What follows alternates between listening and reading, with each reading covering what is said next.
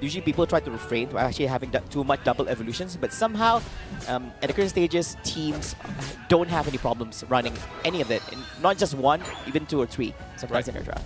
Yeah, but then again, this is now with that's just how it is, right? The times will always change, the meta will shift as well, and how players can tend to adjust and tackle the game has always been changing here, and I don't think that's gonna stop anytime soon, right? But of course, this is gonna be it here, and I love the fact that you actually pointed out about in terms of rotations, right? Because let's be honest, Leafeon hitting that level 4 is gonna be pretty crazy with that Solar Blade for a fact. I wouldn't be surprised if we see a couple of invasion into the central area as well. Bottom is definitely not having the best of time, and now especially with the Leafeon online, there's gonna be a lot of damage to the poor Swine up here. I'm not sure whether he can really withstand the damage that's gonna be currently outputted towards him here. Is that really a great idea for him to actually be outside? He's able to sustain, still survivability for this lineup, no problem, but also of course an opening for this Leafeon to go for yet another ducking of points. So while all this is happening, looking lively here at the top lane, we do see rotations coming on. We do see a 3v3 situations at the top lane. Close. So this might be interesting enough. Of course, we're going to see it's all about Leaf Blade. Basically, Solar Blades coming on from this Leafeon here at this point as well. So we do see a little bit of rotation. It is going to be Glaceon towards the bottom lane. Meanwhile, Combusken trying to find a little bit more spacing to actually become a Blaziken here for the side of Team KS. A lot of early game macro decisions. It's going to be quite crucial here to really dictate the pace of the round, right? Couple of pressure, not much invasion so far. I think the Combusken so far was able to get to that Blaziken without much interference, and I think that's something Vitopo, or I guess you could say in this case, Kokoda will be very satisfied with for sure. But then again, Sing coming in with the Glaceon, rotating back towards the top slide. The Ivysaur is a little bit out of position, but they're not going to be committing for it. They want to go for a little bit more of an easier target, especially overextending himself. That's going to be a very nice KO for the side. The thing is, okay, talking about Ivysaur, when you talk about Bulbasaur, Ivysaur, and Venusaur, right? Usually when it comes to skill builds, we'll see everyone running Petal Dance. This so happens to be the only game which I don't mind if this Ivysaur actually runs a Solar Beam, because he can. The thing is, if you look at Pokemons like the lineup coming up from Team Talon PH, they don't really have Pokemons that can actually really go backcap. They don't have like that super crazy mobility. They can actually backcap you really easily. Like even for Glaceon, Leafeon, yeah, they're quite mobile, but not mobile enough to actually catch a basically a professional Bulbasaur, Venusaur player. Anyways, if you actually Solar Beam, because it's actually super long range and high burst damage. Yeah, this is the only game out of all the series we've seen in the whole day which I don't mind as well. But we'll see what it can be running as well, because the thing about Petal Dance, it still runs well because it gives you the mobility, you have sustainability, Giga Drain at the same time as well, rather than actually running the asset. Yeah, but the Petal Dance really helped to really get that Giga Drain off of Kokoda really fast as well. That's pretty great. Solar Beams will be fantastic, but I think they have enough of the abilities. But then again, a beautiful security objective here. They don't really want to take this fight into it. Maybe a couple of skirmishes here and there, but they're not able to try to find that opening. However, massive damage coming from the Leafeon on the other hand. Sees a prime opening to try to remove one of the main core players here, and they will succeed with the KO. They couldn't get the objective, but they at least will get a couple of pickups. Can they get another one of those? Glacial Stage, committed Icicle Shot, massive damage, but then again, with the defense abilities from the goalpost, allows the Blaziken to go for an absolute roll here, and Vitopo having an absolute ball as well. Yeah, and a beautiful snipe. Barely saw it, but Rom was definitely still landed. Oh wow, that snipe coming up from the Talon itself. So it was great because it forced the Glaceon to actually move and not just continue in a straight path itself. But when the Glaceon stopped, basically there's going to be an opportunity for the Italian to actually get in position and actually just do a point-blank snipe in the face. So meanwhile, Cavalry has arrived here from team members from Talon PH, providing a bit of system. Oh, but the snipe shot this time is going to latch on and knock out that Leafeon. Oh, Team KS bringing in the thunder. Yeah, game number 1. No, it's just too painful, and as a speedster, you're so soft as well. So in the face of like just massive damage like of a snipe shot, it's just a little bit too much to handle here. And now this is the problem, right? They couldn't really gain that early advantage to snowball things out. Now Team Kabichan here completely fully evolved, got the levels, great shredding coming in from the Glaceon here to really pop things up, but they need to get a couple of more here. They pop the Glaceon stage, they want to see if they can get a couple of more. Great secure on another core player here, but they cannot stick around for too long. Reinforcement will be coming in shortly here. They just need to hold out coming from the side here. A Team Kabichan, more pain, Solar Blade into the Icicle Shot. beautiful blocking coming in from the Blissey itself to ensure that this Venusaur will stay alive for as long as possible. But sadly, they will break the goalpost. No more defensive buff here, and they will all fall once again. Oh man, and I think that, it seems that yet another snipe here manages to clear out the Leafeon coming up from side from Team Talon PH, and things are not over yet as well. Something Talon coming from the snipe, and still surviving true, No and way! the disengage the Citadel, making place, okay. but gets let down and taken down here in the hands of this Trevenant. But of course, it is going to be Team KS securing this Regieleki at this top lane. Look at this, all this non-stop action here. This is definitely what an upper bracket finals should look like. I mean, it definitely is for sure, right? But the thing is, there's still... Team Kabichans is still ahead of the curve in terms of the level race here as well. Scoreline, of course, still in the favor of Talon PH, but that's only mainly because of the fact that they have such early advantage. But I feel they didn't really snowball it enough. Didn't assert enough dominance, didn't go enough pressure, because I believe that Blaziken shouldn't be hitting that full evolution that quickly at that time. Nobody was disrupting him. Nobody was punishing him in any way. They knew that they should, but somehow they just ran that's him. a perfect lineup too. Glacier Stage into a 3-man into such a compact area as well. You couldn't ask for a more better setup here as well. This is definitely going to tip the scales back into the favor here, or at least try to equalize things for a fact here.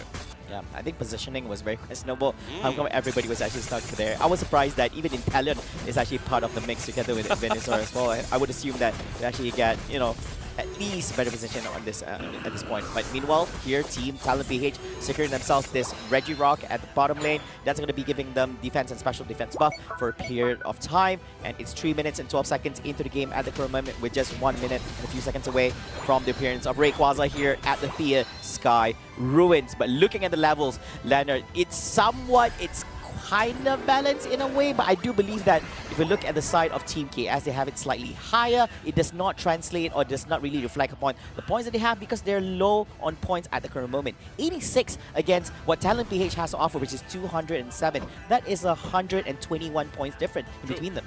True, and remember as well, like we discussed during the drafting phase as well, Talon PH and Kabichans like to keep things nice and simple. The goal is still the Rayquaza. They want to flip the table for that. Talon PH know for the fact that yes, they are currently in the lead, but at any time a back cap could really turn the tide here.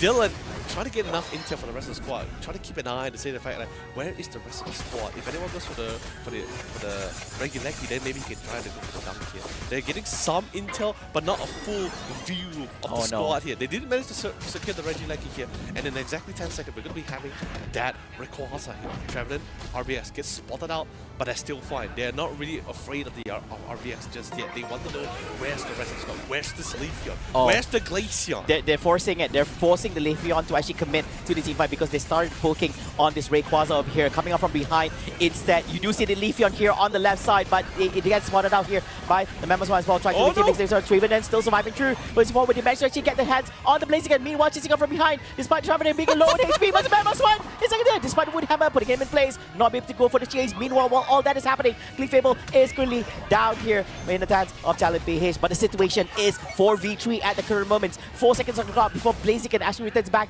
into the fray. 3 seconds for the Talon coming back here. Huge crossbow jumping in, which does not make sense. But anyways, coming into all the action over here, still no one trying to get it secure on this Rayquaza at this current moment, Leonard.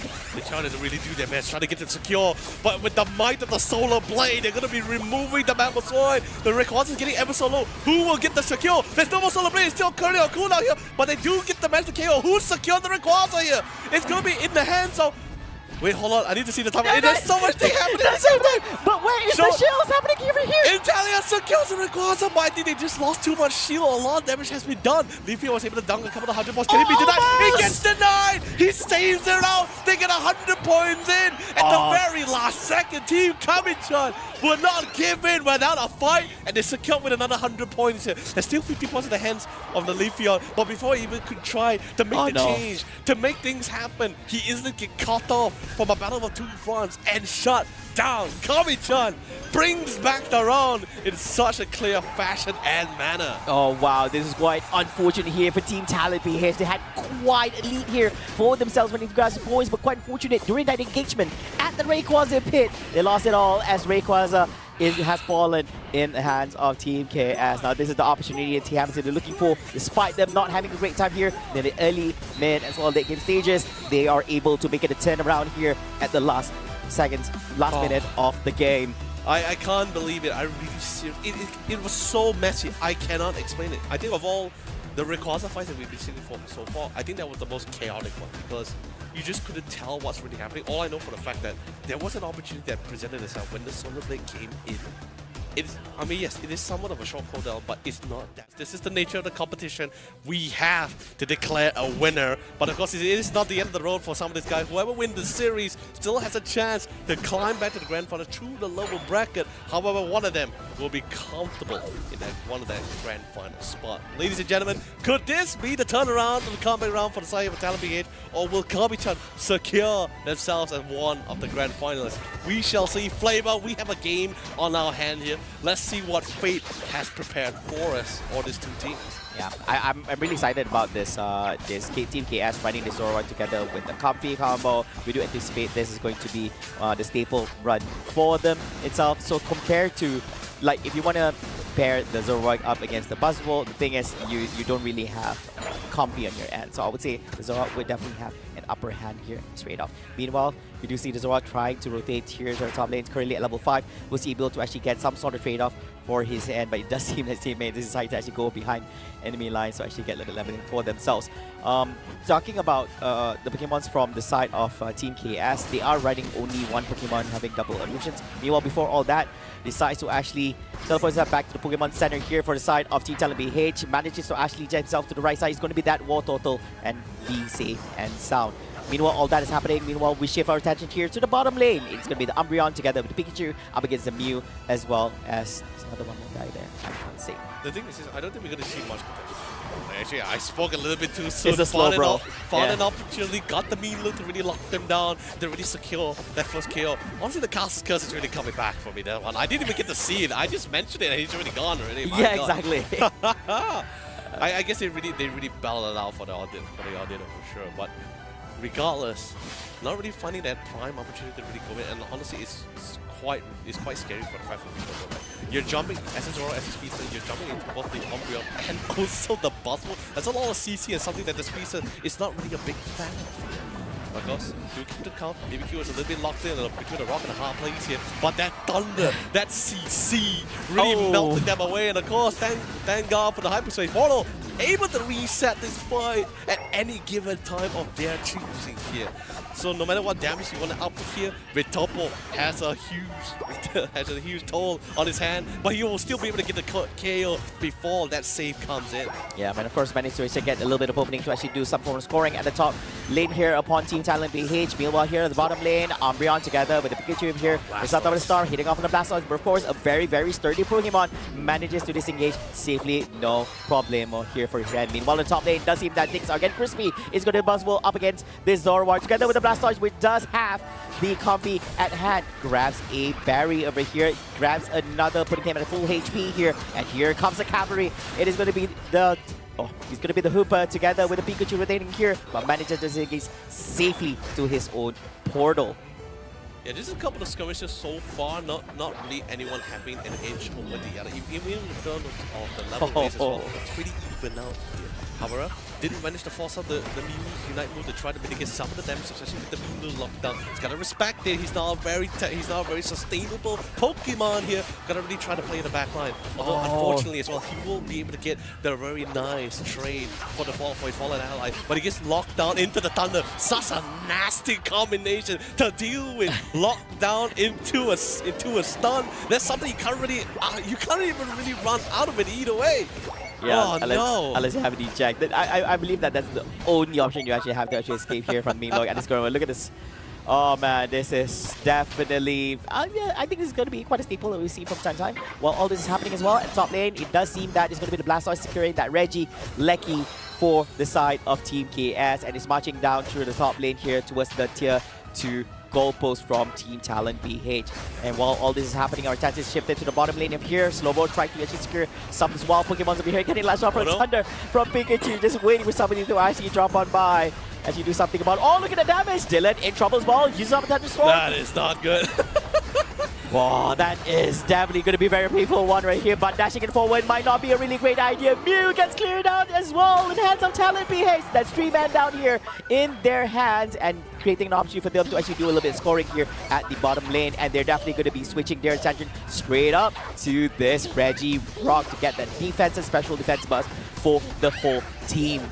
I don't even know how Vitopo's really gonna attack this. Don't get me wrong. If it's just like an Umbra, he definitely knows how to play around the mean look. If it's just maybe just a Pikachu or anyone else, he sure can try to force things out. But when you have 4 people that just constantly focus on you just can't really find that opening. You are so dependent on at least your other teammates to try to divert their attention. They at least give you some opening to try to go for the pickups here. Although yes, they divert their attention towards the blaster, try to secure that pickups here. That allows it an opening for him to try to melt away the Umbra, but she's just so tanky. And with the mean look, just enough with, of course, with the Coldplay Unite move, will give him a little bit of space he needs to try to bounce back to get the KO on the Mimikyu. Still a 1-to-1 trade of that. It's going to be a Blastoise for a Mimikyu over here. I do believe that is a much bigger win for the side on TKS as they manage to actually clear out the core from their end, which is level 11 Mimikyu. But of course, as the game progresses here, I believe that they are at a quite a balance when it comes to leveling, slightly more leaning towards the Philippine side from Talon PH at this moment, but there's only 4 minutes and 6 seconds remaining here in the match. 2 minutes away before the appearance of Rayquaza here at the central area, and before all that, we do see the Zoroark manage to actually clench down and take down that Pikachu away from Team Talon PH. Meanwhile here, Rapid Spin hitting off of the Umbreon, but manages to bring back his teammate is going to be Hooper from Team Talon PH. The thing is, just look on the bright side right now, because now they're having an edge in terms of points. And this, if they're able to maintain this slight lead when we go towards the Rayquaza bit, which is, by the way, still the end goal for the side for Team Kabichans. The whole plan is just around the Rayquaza bit, right? They just will be able to force a lot of fights because they will be pressured. Talon PH will be pressured to secure that Rayquaza to get the necessary points. Look at all the members and the rest of the members of Team Kabichans, right? Each of them around the goal post just to ensure that no one's able to get any points into it whenever they can. There's no backcapping, there's no opportunity to go for it as well. So this is going to be the grand plan, right? Rayquaza comes out, Talon PH will be forced to go into it, and that's where you're going to be seeing Vitopo is going to be trying to find that opening as he gets towards that back line. Unless the backhand comes in for some of the members of Talon PH, then it might be just a different story. Oh man, while all that is happening at the same time as well, Slowbro trying to sustain as much, soaking in as much damage as possible, was not able to actually hold on as best as he can. Meanwhile, while all this, look at that, Hydro Typhoon committed as well, hitting on 4. But remember, 45 seconds on the clock here before the 2-minute mark. He's committed to Unite over here, quite a commitment over here, and that's not going to be enough to even do anything, as all the team members from Team Talon PH returns back to the Pokémon Center, and they're going to be seeing Nurse Joy and going to be happy with that, Leonard. I mean, yeah, sure. I mean, meeting a beautiful Nurse Joy at the Pokémon Center. I like how that's the important part you highlighted from all that. Like I said, right, it would have been quite significant with that point, only if Vitoma didn't actually dunk that 50 points at that bottom second goal post here. So now it feels like it didn't really work out too well for them here, and now they still have to battle out for the Rayquaza of it. Like I said, still pressured about it. Almost 100 point differential here, and Vitopo still playing really nice. He got a grand view of the bottom hemisphere of the map here, and as he tries to find that opening, the rest of the squad is really trying to zone things out, especially for the side of Talon PH. They need to get as much into as possible. They need to get some form of control before they start things off, because the threat is nearby here. It is not safe just yet. They can smell it. They know it. They haven't spotted out. Where is the vision? Where is the Zoroark? Making its way from the back line. Instead, trying to do a fake engagement, but is that going to be enough? No, it is not. Trying to teach on them here in the Umbreon. Umbreon manages to disengage safely, making an escape. Main locating here on the Blastoise. Now, it doesn't seem that going to be fighting here without the presence of this bounce ball. It's going to be appearing back into the team fight in 8 more seconds. Meanwhile, jumping into all the fray here in the Rayquaza pit. And it's going to be Team KS here getting last hit, and it's going to be in the hands of this Zoroark. Wall, and just trying to disengage as much as well. They still have 5 team members here from Team KS, but Talon PH, when Buzzwole returns back from the Pokemon Center itself, finding out all his other main team members are gone. But it still doesn't matter, right? Because their turning point was really that Rayquaza pit, right? They couldn't secure it, so even if they go they managed to clear a full 5-man team wipe here, right? I still think they still don't have enough points to overwhelm them. They need 400 points, by the way. 400 points to catch up. Possible. 5 Pokemon with 50 points, yeah. Yeah, but you just don't have it, right? You don't have it at this current moment as well. Exactly, unless, you know, Zorok. And you still need to create that opening you need to create the opening for you to be able to actually do any form of scoring at the same time as well. Now, they only have 27 seconds on the clock here. Now, they don't care. Knowing the Philippines, they know that they will try their level best to actually make that happen no matter what. It does look like the odds are against them right here, but they are going to give their level best here for themselves, for the nation here. But of course, throwing bodies here is going to be Team KS on the top side here. Not being able, they don't have the points exactly, even with having points here in the hands of Umbreon, still not being able to actually have enough animation time to actually score those little micro points for Team Talon PH. I can't believe it, ladies and gentlemen. Team Kabichan will be moving forward to the Grand Finals. We have our first Grand Finals, Team Kabichan of Japan. These guys came in fresh. They came in with a goal, they came in with a dream, and now they're only literally one step away to securing that dream and to make the world know that who we are and why are we here for. Talon PH, of course, unfortunately, they were not able to secure one of the first Grand Final spot. But Flavor, it is not really the end of the road for them. They're still the lower bracket. They still have a chance to really claw themselves back up to get that revenge match. But it's the same goes apply to the rest of the team that's currently in that lower bracket. 7 teams, by the way. 7 teams currently in that lower bracket, and only one can push forward here. Yep, and that's true as well. But of course, for Team Talon PH, I want to say kudos to them. I think they displayed